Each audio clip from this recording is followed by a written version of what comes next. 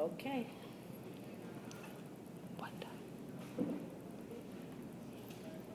Hi, my name's Dan Marvin. I'm a 17-year volunteer for LifeCareAlliance, Meals on Wheels. Been doing it for 17 years only because it's a passion with my wife and I, and it's been one of the greatest things I think we've ever done together. My wife loves it as much as I do, and we volunteer as much as we can. We love doing the extra stuff. But the main thing is delivering those meals on Sunday morning to our clients. I started this because I wanted to do something nice for somebody, but it turned out that it isn't the reason why we continue to do it. It's because it's doing something nice for us, and just seeing the smiles on our clients' faces and just the joy that they get from seeing us, and we enjoy it so much. And it's not a labor; it's a labor of love, if anything. We've had some clients. We've had the same route for the 17 years, except for maybe a couple of weeks, different places.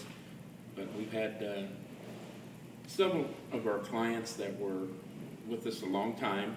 Our first one was her name was Harriet, and I don't believe she's with us any longer, but she ended up moving into a nursing home after about our 6th or 7th year. But we made sure she was the last on our route so that we could spend time with her.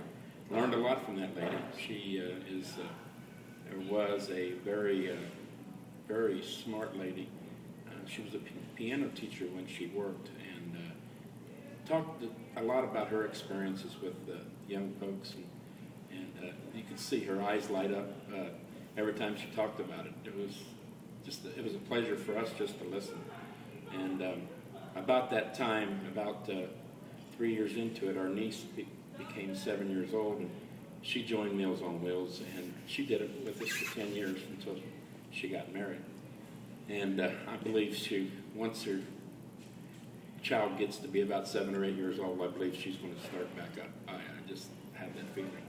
She really enjoyed it. It brought her out of a little shell she was in, and she became a very fine young lady. She's a manager of a store now, and has employees working for her, and I really believe that most of her self-esteem and command of her job is because she did Meals on Wheels with us.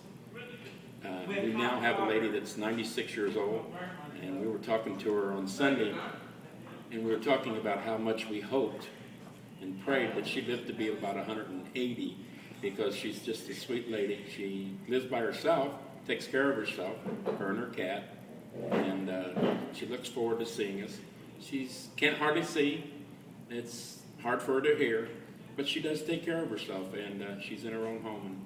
And I think without Meals on Wheels, I don't think she'd been able to do that. And this is what really makes our doing this, and LifeCareAlliance doing this, that makes it all worthwhile. I've never felt this way in my life. I was a firefighter paramedic for 25 and a half years. I helped save a few lives. God did the rest. But I'll tell you, the satisfaction I get from this is at least as good, if not better, than that, because I believe every day we save, and we deliver meals, that we save a life. We save a lifestyle. And it's probably one of the best things that I've ever done.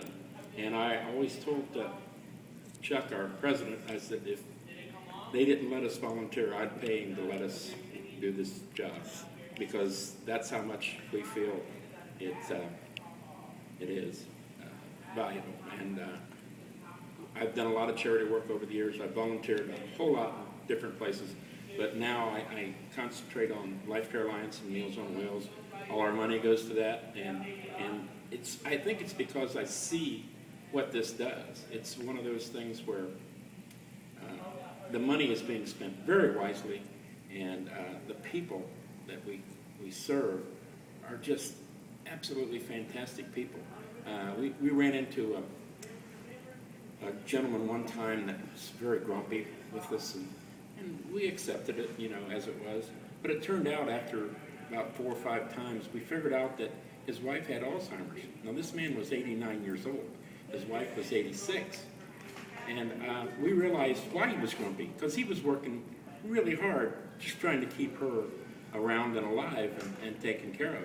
And we ended up getting him an antenna for his TV because he had some old aluminum foil on his antenna.